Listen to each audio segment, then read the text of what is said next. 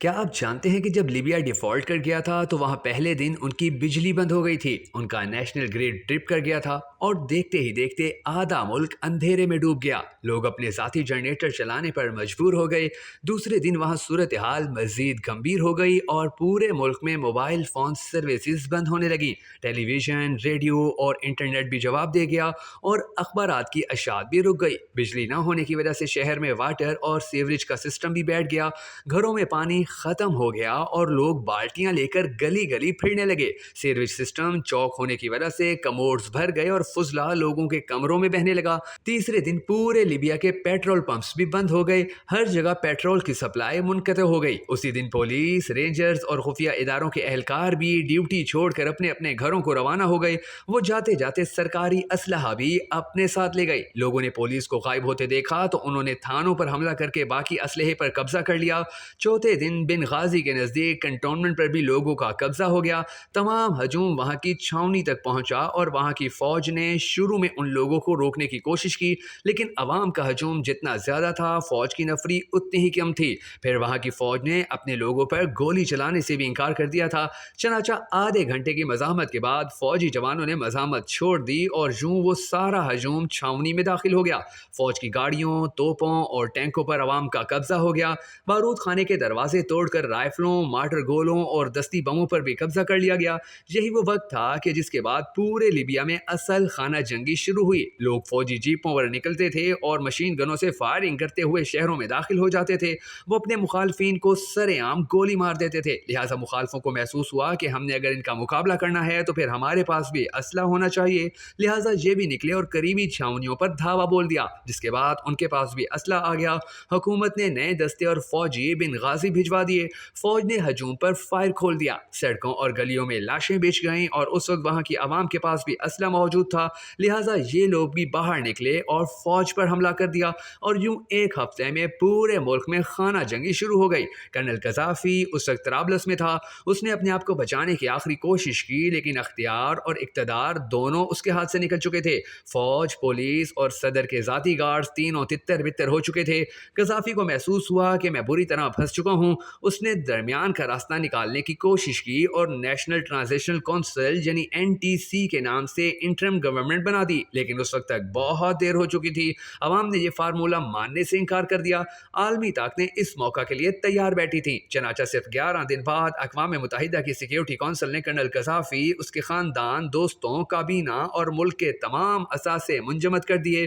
Libya کی فضائی حدود بھی بند کر دی گئیں اور کیس انٹرنیشنل کریمنل کورٹ میں بھجوا دیا گیا۔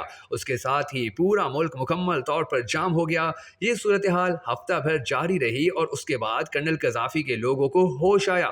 یہ سب جمع ہوئے، انہوں نے بھی ہتھیار اٹھائے اور باغیوں کے ساتھ لڑنا شروع کر دیا۔ کرنل قذافی کی فورسز کا پلڑا بھاری ہو گیا اور انہوں نے سمندری شہروں کا قبضہ واپس لے لیا۔ عالمی برادری لیبیا پر نظریں جما کر بیٹھی تھی۔ یہ کسی بھی قیمت پر لیبیا میں امن نہیں چاہتی تھی۔ لیبیا کو یہاں تک پہنچانے کے لیے عالمی دنیا کی بہت سرمایہ کاری ہوئی تھی۔ لہٰذا جو ہی لیبیا میں گورنمنٹ کی ریٹ واپس آنے لگی تو اقوام متحدہ نے لیبیا پر بمباری کا حکم جاری کر دیا۔ نیٹو فورسز آگے بڑھیں اور لیبیا پر بمباری شروع ہو گئی۔ بمباری نے لیبیا کی تمام فوجی تنصیبات، چھاؤنیاں، اسلحہ خانہ، گاڑیاں، سڑکیں، پل، ریلوے لائنز، نیول بسز اور ایئرپورٹس تباہ کر دیے۔ فوج اور کرنل قذافی بار بار سیز فائر کا اعلان کرتے رہے، لیکن نیٹو فورسز نے بمباری جاری رکھی۔ کرنل قذافی نے باغیوں کو مذاکرات کی دعوت بھی دی، لیکن باغیوں نے یہ پیشکش مسترد کر دی۔ یہ سلسلہ 15 فروری 2011 کو شروع ہوا تھا اور اگست کے وسط تک پورا لیبیا کھنڈر بن چکا تھا۔ بس دارالحکومت طرابلس کا قبضہ باقی تھا۔ اگست کے آخر میں باغیوں اور نیٹو فورسز نے اکٹھا حملہ کیا اور طرابلس بھی فتح ہو گیا۔ یوں وہاں کے باغی کامیاب ہو گئے، لیکن ان سے پہلے نیٹو فورسز طرابلس پہنچی اور کرنل قذافی کے محلات اور خزانے پر قبضہ کر لیا۔ جو دنیا کا امیر ترین عرب ملک نیٹو کے قبضے میں چلا گیا۔ ان سارے معاملات میں جو سب سے اہم بات سامنے آئی وہ یہ تھی کہ کرنل قذافی طرابلس سے غائب ہو گیا تھا۔ اقوام متحدہ نے 16 ستمبر 2011 کو نیشنل ٹرانزیشن کونسل کو تسلیم کر لیا اور اسے حکومت بنانے کی اجازت دے دی، لیکن اس وقت تک لیبیا میں کچھ نہیں بچا تھا۔ فوج مکمل طور پر ختم ہو چکی تھی، پولیس اور سول انتظامیہ کا کوئی وجود نہیں تھا، سڑکیں، پل، ایئرپورٹس اور بندرگاہیں ختم ہو چکی تھیں، اسکول، کالج اور یونیورسٹیاں بند تھیں، فیکٹریاں، بازار اور منڈیاں ختم ہو چکی تھیں، اسٹورز اور گودام عوام لوٹ چکے تھے، مجرم جیلوں سے فرار ہو چکے تھے. بجلی، پانی، گیس اور پیٹرول کا نظام فنا ہو چکا تھا. پبلک ٹرانسپورٹ کا وجود تک نہیں تھا. فلائٹس اور بحری جہازوں کا سوال ہی پیدا نہیں ہوتا تھا. عدالتوں کا وجود بھی ناپید ہو چکا تھا. ملک چھوٹے چھوٹے حصوں میں تقسیم تھا اور ہر حصے پر کوئی نہ کوئی مسلح ملیشیا قابض تھا. وہ کسی دوسرے کو اس حصے میں داخل نہیں ہونے دیتا تھا. ہزاروں لڑکیاں ریپ ہو چکی تھیں. ہزاروں لوگ زخمی تھے اور ان کے لیے ڈاکٹر تھے اور نہ ادویات. لاشیں گلیوں میں پڑی پڑی گل رہی تھیں. خوراک کا بحران سنگین ہو چکا تھا. بچے ماؤں کے پیٹ میں مر رہے تھے. اگر خانہ جنگی سے کچھ بچ گیا تھا تو وہ نیٹو لے گئی تھی. چنانچہ لیبیا ایک چوسی ہوئی ہڈی بن کر رہ گیا تھا. قومی حکومت نے 3 سال حالات کنٹرول کرنے کی کوشش کی. ملیشیا ختم کر کے ملک کو دوبارہ اکٹھا کرنے کی صحیح ہوئی. الیکشن بھی ہوئے, پارلیمنٹ بھی بنی, لیکن دونوں بڑی سیاسی جماعتیں یعنی GNC اور GCP کسی سیاسی میثاق پر راضی نہ ہو سکے, جس کے نتیجے میں 16 مئی 2014 کو لیبیا میں دوسری سول وار شروع ہو گئی. یہ جنگ 6.5 سال جاری رہی اور اس نے لیبیا کا مکمل طور پر کچومر نکال دیا. ہزاروں لوگ مر گئے. لاکھوں غیر ملکی ورکرز واپس چلے گئے. لیبیا میں صرف مصر کے 20 لاکھ ورکر کام کرتے تھے. وہ بھی واپس اپنے ملک لوٹ گئے. ملک کی 1/3 آبادی تیونس میں پناہ لینے پر مجبور ہو گئی. یہ لوگ اب وہاں مزدوری کرتے ہیں یا بھیک مانگتے ہیں. لیبیا دنیا میں تیل بیچنے والے 20 بڑے ممالک میں شامل تھا. یہ روزانہ 16 لاکھ بیرل تیل پیدا کرتا تھا, لیکن خانہ جنگی کی وجہ سے یہ پیداوار 90% کم ہو گئی. لیبیا کی انویسٹمنٹ اتھارٹی یعنی LIA دنیا کی بڑی سرمایہ کار اتھارٹی تھی. اس کے اکاؤنٹ میں $56 بلین اور 100 ٹن سونا تھا. یہ بھی اپنے سارے سرمایہ سمیت ختم ہو گئی. خانہ جنگی نے بچوں کی پرورش پر خوفناک اثرات مرتب کیے. اقوام متحدہ کی رپورٹس کے مطابق لیبیا کے بچے خوراک کی شدید کمی کا شکار ہیں اور اگلی نسلیں دہائیوں تک لاغر اور بیمار ہوں گی.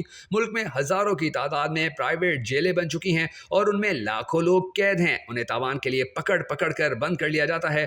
بے شک کرنل قذافی ڈکٹیٹر تھا اور اس نے 42 سال کے اقتدار میں قوم کو شخصی آزادیوں سے محروم کر رکھا تھا, لیکن اس کے باوجود اس کے دور میں امن, خوشحالی, لا اینڈ آرڈر اور سسٹم موجود تھا. شہریوں کو روزگار بھی مل رہا تھا اور خوراک, علاج اور تعلیم بھی. ملک میں ہر چیز کی فراوانی تھی, لیکن قوم شخصی آزادیوں کی تلاش میں دنیا کی تمام نعمتوں سے محروم ہو گئی تھی. اور یہ سارا کھیل 13 جنوری 2011 کو بیدا شہر سے شروع ہوا تھا. اس دن ہجوم نے پولیس کی ایک کار کو آگ لگا دی اور اس کے بعد پورے ملک میں آگ لگ گئی. عوام کے احتجاج کو بیدا شہر سے بنغازی اور پھر وہاں سے طرابلس پہنچتے دیر نہ لگی, یہاں تک کہ عوام نے کرنل قذافی کو سیرت شہر میں مورچے سے نکال کر ذلیل کر کے قتل کر دیا. یہ جنگ اصولی طور پر کرنل قذافی کی موت کے بعد ختم ہو جانی چاہیے تھی, لیکن سول وار کے بارے میں کہا جاتا ہے کہ یہ تندور کی آگ ہوتی ہے. یہ اگر ایک بار تندور سے باہر آ جائے تو پھر یہ پورے جنگل اور پورے گاؤں کو راکھ بنائے بغیر ختم نہیں ہوتی. اور لیبیا میں بھی بالکل یہی کچھ ہوا تھا. انقلابیوں نے وہاں فرد واحد غدار کا نعرہ لگایا اور اس کے بعد پورا ملک جل کر راکھ ہو گیا. آج لیبیا کے بارے میں کہا جاتا ہے کہ اس ملک کو کرنل قذافی کے لیول تک واپس لانے کے لیے بھی 50 سال چاہیے. چنانچہ انقلابیوں نے انقلاب لاتے لاتے پورے ملک کا جنازہ نکال دیا اور اس کھیل میں کرنل قذافی کے ساتھ ساتھ ملک میں آگ لگانے والوں کے ہاتھ بھی کچھ نہیں آیا. وقت کے ساتھ ساتھ وہ بھی اندھی گولیوں کا نشانہ بن گئے. اس ملک کی بربادی سے صرف ان ملکوں نے فائدہ اٹھایا کہ جنہیں لیبیا کے اسلحے, لیبیا کے پیٹرول اور لیبیا کی دولت سے خطرہ تھا. وہ ملک یہ تینوں چیزیں یہاں سے لے گئے اور پیچھے قبریں, زخمی اور لاوارث لوگ چھوڑ گئے. یہ لوگ آج آسمان کی طرف جھولی اٹھا کر اللہ سے معافی مانگ رہے ہیں, اپنی حماقت پر آنسو بہا رہے ہیں, لیکن وقت کا پہیہ بہت آگے جا چکا ہے. مجھے محسوس ہو رہا ہے کہ ہم بھی تندور کی آگ کو تندور سے باہر لا رہے ہیں. ہم بھی یہ انجام کاشت کر رہے ہیں. شاید ہم بھی لیبیا بننا چاہتے ہیں. اللہ تعالیٰ سے دعا ہے کہ اللہ ہمارے ملک کو ہمیشہ سلامت رکھے اور یہ دنیا کے ترقی یافتہ ممالک کی صف میں کھڑا ہونے میں کامیاب ہو سکے. اگر آپ بھی ہم سب کے ساتھ مل کر اس صدقہ جاریہ دعا میں شامل ہونا چاہیں تو کمنٹ سیکشن میں آمین لکھ کر بھکر نیٹ ورک ویڈیوز کی اس ویڈیو کو لائک اور شیئر ضرور کر دیجیے گا.